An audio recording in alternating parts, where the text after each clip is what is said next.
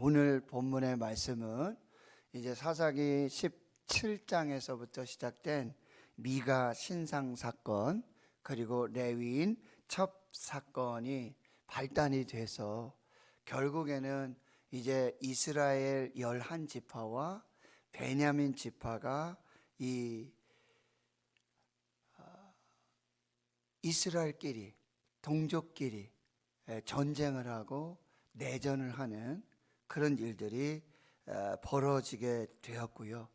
이스라엘도 피해를 입었고, 또 베냐민 지파 같은 경우에는 거의 모든 지파 사람들이 전멸을 하고 이제 600여 명 정도, 600명 남아있는 그런 상황이 되어지게 됐다라고 하는 것입니다. 결국 하나님을 왕으로 섬기지 않고 하나님을 아는 지식이 없는 백성들은 스스로 싸우게 되고 스스로 자멸하고 공멸하게 되어지고 피비린내 나는 그런 참혹한 비극의 결말을 맞게 되어진다라고 하는 것입니다. 이렇듯 이제 작은 죄로 시작된 이 죄악들은요, 자기도 망치고 남들도 망치며 모든 사람들에게 피해를 줄 수밖에 없는 그런 일들이 벌어지게 되어지는 거죠. 그래서 우리는 작은 죄라도, 정말 손톱만큼의, 눈곱만큼의 그런 죄라도 하나님 앞에서 버리고 거룩하고 정결한 그런 믿음의 삶을 살아야 한다라고 하는 것입니다. 결국 이제 21장 1절에 보면 이스라엘 사람들이 다시 미스바에 모여서 이런 맹세를 하게 됩니다. 우리 중 누구든지 딸을 베냐민 사람들에게는 주지 않겠다라고 하는 이제 맹세를 하게 되어지고요. 백성들은 베델에 이르러서 저녁까지 하나님 앞에서 큰 소리로 울며, 하나님, 어찌하여 이스라엘 중에 이런 일이 생겨서 오늘 한 지파가 이렇게 멸망하게 되었습니까? 하나님 앞에 회개하고 또 하나님께 예배를 드리는 그 일들이 일어나게 되어집니다. 그래서 한 제단을 쌓고 번제와 화목제를 드리며 하나님 앞에 나아갑니다. 그리고는요, 또 한 가지 결정을 내리게 되는데 5절 이하의 말씀에 보면 이스라엘 온 지파 중에 지금 우리가 미스바로 다 모이고 이렇게 전쟁을 하게 되고 이런 상황 속에 미스바에 모이지 않았던 그런 사람들이 있었다라고 하는 거예요. 여호와 앞에, 하나님 앞에서 함께하지 못했던 사람들이 있었다라고 하는 것입니다. 누구냐? 바로 길르앗 야베스 사람이라고 한다는 것이죠. 그래서 8절 이하에 보면 지금 길르앗 야베스 길르앗 사람들은 지금 한 사람도 이 미스바 진영에 모이지 않았기 때문에 여러분, 거기서 또 즉흥적으로 결단을 하고 결정을 내리는데 용사 12,000명을 이 야베스 길르앗으로 보내가지고 그 땅의 모든 사람들 다 죽이는 그런 일들을 또 벌이게 되어집니다. 그래서 12절에 보면 길르앗 야베스 주민도 400명밖에 남지 못하게 돼요. 이 사람들은 이제 남자와 동침하지 않은 처녀들을 말하고 그들을 이제 실로 진영으로 데려옵니다. 이제 그러면서 또 무슨 일을 결정하게 되어지냐면 이 베냐민 지파 남아있는 600명에게 이 400명을 부인으로 주는 거예요. 그래도 이제 사람이 또 모자르니까요. 13절 이하에 보면은 이제 결국 이런 일들을 다 버리고 나서는 베냐민 지파와 이제 화해하게 되고 평화를 공포하게 되어지는 것입니다. 그러면서도 이제 베냐민이 돌아오는 가운데 역시 온전하지 못한 그런 회복들 가운데 이스라엘 백성들은 베냐민을 위해서 뉘우치면서 또 하나님 앞에서 한 지파가 멸망하게 되었음을 슬퍼하고 안타까워하는 이런 일들이 벌어지게 된다라고 하는 것입니다. 사랑하는 성도 여러분, 첫 번째 주시는 메시지, 우리가 어떤 사람들의 죄를 바로 잡으려면 하나님 앞에서의 거룩한 두려움이 있어야 한다라고 하는 것입니다. 죄는 미워하되 사람은 미워하지 말라, 이런 말들이 있습니다. 죄는 미운 것이죠. 그러나 그 형제들은 사랑해야 하는 것입니다. 여러분, 이스라엘의 제사장의 이 흉패와 그리고 이 에봇에 보면은 12지파를 보석으로 새겨서 그 이름을 새겨서 제사장은 항상 하나님 앞에서 이 12지파를 위해서 기도하고 축복하는 그런 사명을 감당하게 되어지는 것이죠. 그럼에도 불구하고, 죄가 있음에도 불구하고 그 형제들은 끝까지 사랑하여 섬길 수 있는 그런 믿음이 필요하다라고 하는 거예요. 매튜 헨리 목사님은요, 하나님도 사람을 벌하실 때 기쁜 마음으로 하지 않으시는데 하물며 은혜 받은 죄인인 사람이 그리해서는 안 된다라는 말씀을 하셨어요. 여러분, 하나님도 하나님이 사랑하시는 그런 하나님의 백성들을 징벌하실 때 하나님도 기뻐하지 않으세요. 그런데 은혜 받은 우리 죄인들, 우리가 서로 서로를 판단하고 정죄하고 내가 그 죄를 내가 해결하겠다 라고 하는 이것 자체가 하나님 앞에서의 교만이고 또 큰 죄악이라고 말씀해 주고 있어요. 죄는 반드시 심판을 받아야 합니다. 그런데 우리가 다른 사람의 죄를 바로 잡으려고 한다라면 나 자신부터가 하나님 앞에서의 거룩한 영적인 두려움을 가지고 하나님 앞에서 그 일을 행해야 한다라고 하는 것입니다. 갈라디아서 6장 1절에 보면요, 형제들아, 사람이 무슨 범죄한 일이 드러나거든 신령한 너희는 온유한 심령으로 그러한 자를 바로잡고 내 자신을 돌아보아 너도 시험을 받을까 두려워하라, 이렇게 말씀하고 있습니다. 무슨 범죄한 일이 있고 했을 때 그 범죄한 일들을 바로잡고 형제들을 바로잡으려고 할 때 너희들 스스로도 온유한 심령으로 그들을 바로잡고 너 자신도 돌아보아서 너도 그런 시험에 빠지지 않을까 두려움으로 그렇게 일들을 해나가라, 이렇게 말씀하고 있습니다. 두 번째는요, 바로 죄의 심판은 하나님께 맡겨야 한다라고 하는 것이죠.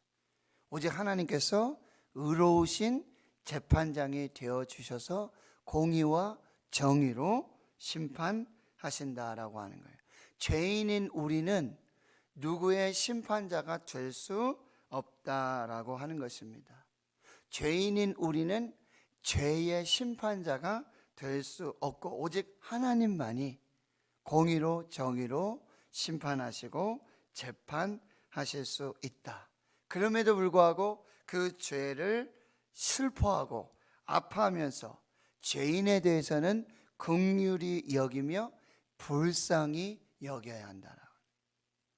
지금 국회에 건강가정기본법, 동성애법, 차별방지법 이런 것들을 지금 상정해서 이제 소수의 어떤 평등과 이 일들을 위해서 다수가 역차별을 당하고 이렇게 평등하지 않는, 여러분, 교회에서 평등을 반대한다라고 하는 이것 자체가 조금 이상하지 않습니까? 세상 사람들이 봤을 때, 잘 모르는 사람들이 봤을 때, 아니 교회에서 교인들이 평등을 반대해? 이런 이야기를 할 수 있잖아요. 그런데 내면으로 들어가 보면 이것은 정말 하나님 앞에서 진리에 맞지 않고 하나님의 뜻에 어긋나는, 창조 질서에 어긋나는 그런 일들이라는 거예요. 그리고 우리가 반대하는 것은 뭐예요? 그 사람들은 우리가 끝까지 사랑해야 될 것이죠. 그러나 그 죄악은, 그 죄는 하나님 앞에서 반드시 판단을 받고 정죄되어야 한다라고 하는 것입니다. 그 죄인은 우리가 끝까지 품고 그들을 사랑함으로 하나님께 인도해야 할 것입니다. 그러나 그 죄악은, 지금 이 미가 산상사건 그리고 레위인 첩사건, 이 모든 일들 속에서 그 죄는요 끝까지 밝히고요, 그 죄에 대해서는 하나님의 공의로운 심판이 있어야 할 것입니다. 그러나 그 죄인들을 끝까지 사랑하시고 끝까지 품으시는 그런 하나님의 마음을 우리가 결코 버려서는 안 된다라고 하는 것입니다. 그래서 친히 원수를 갚지 말고 하나님의 진노하심에 맡기는 저희들이 되어야 될 것이다. 세 번째는요, 함부로 맹세하지 말라는 것입니다. 거짓 맹세하지 말라는. 이스라엘은요 지금 보면 심심하면 맹세합니다. 이 레위인 첩사건들, 그리고 미가 신상 사건들, 그리고 또 단지파의 그런 행동들, 심심하면 맹세를 하고 그리고 하나님 앞에 아주 정말 결단하는 그런 일들을 볼 수가 있어요. 그런데 이 결단들이 굉장히 즉흥적이라는 거예요. 내 생각에 옳은 대로, 내 소견에 옳은 대로 이렇게 흥분이 되어야 돼가지고요, 이 총회에 모여서는 이제 잘못 맹세한 일들이 일어나게 되어진다는 거예요. 이제 베냐민 지파에게는 우리 딸들을 절대 주지 않겠다. 그런데 사실 이것은 하나님께서 이스라엘 전체에게 주신 명령이에요. 너희 이제 가나안에 들어가서 그 땅을 정복하고 나면 가나안 사람들에게 딸들을 절대 주지 말아라. 가나안 사람들과 결혼하지 말아라. 그런데 지금 이상한 맹세가 일어나고 있는데 이제 자기 이스라엘 지파끼리 베냐민 지파하고는 절대 결혼하지 말자, 이런 어떤 맹세를 하게 되어지고요.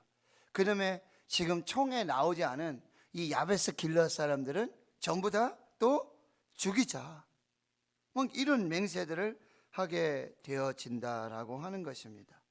그리고 베냐민 사람들을 이 실로 축제 속에 이렇게 숨겨두었다가 이제 너희들 보고는 너희들 알아서 나머지 200명은 아직 여자를 얻지 못했으니까 그 중에서 그냥 200명 데리고 가서 그냥 결혼하고 또 그냥 지파를 이루면서 살아라 라고 하는, 그냥 너무나 즉흥적이고 그리고 너무나 인간적이라는 거예요. 그런 맹세들과 그런 결정들을 내리게 되어진다라고 하는 거예요. 여러분, 예수님 함부로 하늘로도 맹세하지 말고 땅으로도 맹세하지 말고. 여러분, 우리가 잘못 맹세하게 되면요 결국 그게 자충수가 되어질 경우가 있고요, 함정이 될 수 있다라고 하는 거예요. 아무것도 처리하지 못하고 그냥 아무 일도 하지 못할 수가 있다라고 하는 것입니다. 여러분, 함부로 우리가 서원을 하고요, 함부로 하나님 앞에서 내가 이렇게 하겠습니다, 이런 부분들을 우리가 반드시 주의해야 한다라고 하는 것입니다. 하나님 앞에 막 공수표를 남발하고요, 하나님을 막 공갈치는 그런 맹세들, 이런 것들은 하나님 앞에서 삼가해야 한다라고 하는 거예요. 이런 맹세들을 버리고 이스라엘이 가장 먼저 했어야 했던 일들은 하나님 앞에서 회개를 먼저 해야 돼요. 무조건 회개를 먼저 했어야 했다라고 하는 것입니다. 순서가 잘못됐어요. 방법이 잘못되고 있었다라고 하는 것입니다. 자, 오늘 결론입니다. 여러분, 하나님의 방법은 완전합니다.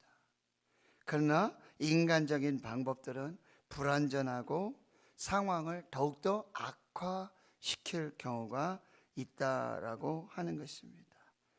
하나님께 묻지 아니하고 하나님께 기도하지 아니하고 자기 스스로 결정하고 자기 소견에 옳은 대로 결정하고 맹세한 그런 일들은 결국 자충수가 되고 만다는 거예요. 인간적인 해결 방법은 결국 미봉책으로 끝나게 되어진다라고 하는 거예요. 사람들은 결코 완전하지 않습니다. 부족하고 실수가 많고 연약하고요, 그리고 우리는 모두 하나님 앞에서 죄인이라고 한다라는 사실이에요. 소돔과 고모라가 심판을 받고 멸망을 받고 롯과 두 딸만 살지 않았습니까? 그러니까 한 동굴에 들어가서 소활해서 살고 있는데, 거기 말씀해 보면 인간의 방법으로, 인간의 도리로서는 어떻게 대를 이을 방법이 없으니 그 딸들이 정말 얼토당토하는 그런 결정들, 판단을 내리게 되잖아요. 아버지에게 술을 먹이고, 그리고 큰딸, 작은딸이 아버지와 관계해서 결국 모압 족속과 암몬 족속의 기원이 되는 그런 일들이 벌어지게 된다는 거예요. 사랑하는 성도 여러분, 잘 분별하셔야 돼요. 정말 사람의 방법이 없는가? 사람의 길이 없는가? 도대체 이 방법 밖에는 방법이 없을까? 이 길 밖에는 길이 없을까? 설령 그렇다 할지라도 여러분, 하나님께 기도하셔야 돼요. 하나님께 기도하셔야 돼요. 그러면 하나님께서는 길이 되어주시고 하나님께서 방법이 되어주신다. 여러분, 우리가 몸이 질병에 여러 가지 아픔 중에 진단하고 여러 가지 검사를 하고 다 이제 확진이 되고 이랬을 때 이거밖에 방법이 없습니까? 이 방법밖에 없습니다. 의사 선생님의 이런 얘기를 우리가 들을 수도 있어요. 의사 선생님은 그 방법밖에 없다고 얘기할 수 있어요. 더 이상 방법이 없습니다. 더 이상 살 수가 없습니다 라고 이야기할 수 있어요. 그러나 하나님에게는 방법이 있습니다. 하나님께는 길이 있습니다. 사방이 다 막혀도요, 하늘은 열려 있습니다. 이것들을 우리가 다시 한번 꼭 기억하고요.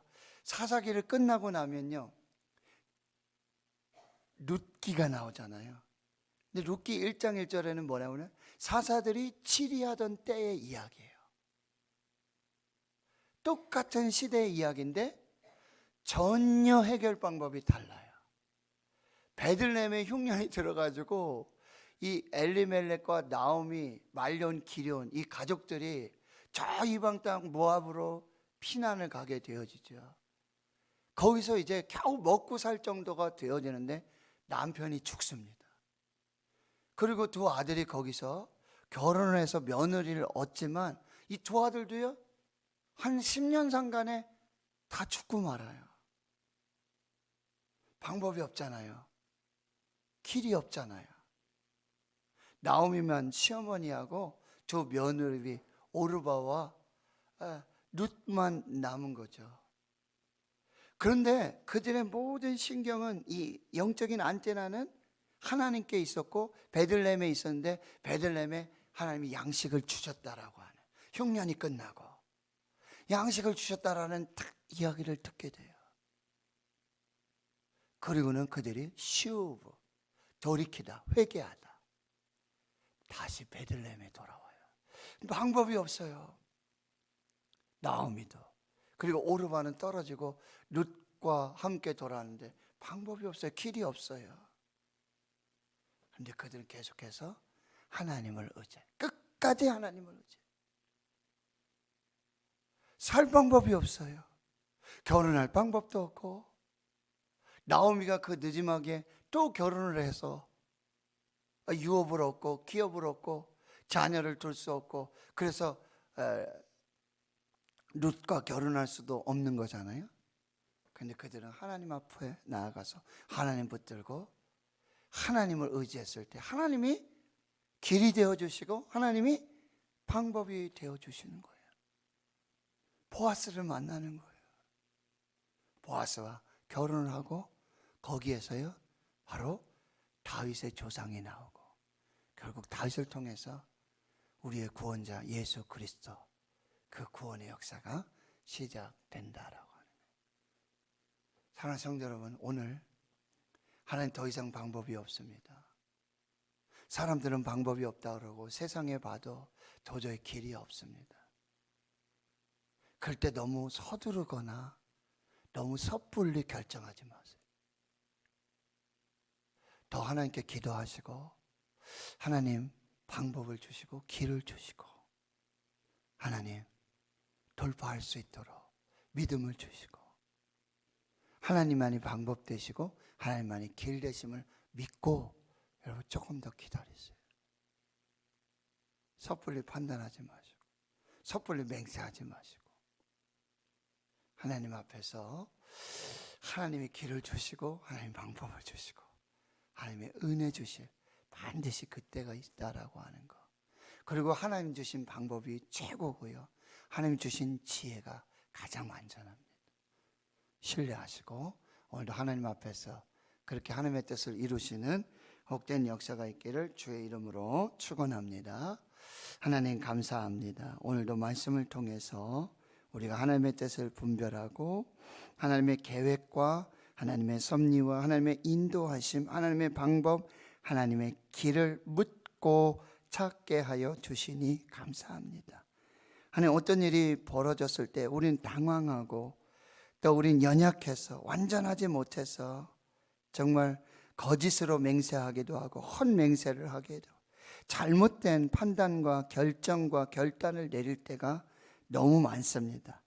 하나님, 세상은 이제 방법이 없다 그러고 세상 사람들은 모든 것이 다 끝났다라고 그러고 이제는 빨리 결정해야 된다고 더 이상 시간이 없다라고 우리를 재촉할 때가 많습니다. 하나님, 그러나 사람의 방법, 인간의 방법, 사람의 도리가 없는 그 상황, 그때 그 일들 속에는 반드시 하나님의 길이 있고 하나님의 방법이 있고 하나님의 뜻이 있음을 끝까지 신뢰하고 믿음으로 하나님의 뜻을 이루고 하나님의 영광을 볼 수 있는 저희들 모두가 되게 해 주시옵소서. 이제는 우리 구주 예수 그리스도의 은혜와 하나님 아버지의 무한하신 사랑하심과 성령의 교통하심이 이제로부터 영원토록 함께 하시옵기를 간절히 축원하옵나이다. 아멘. 오늘 말씀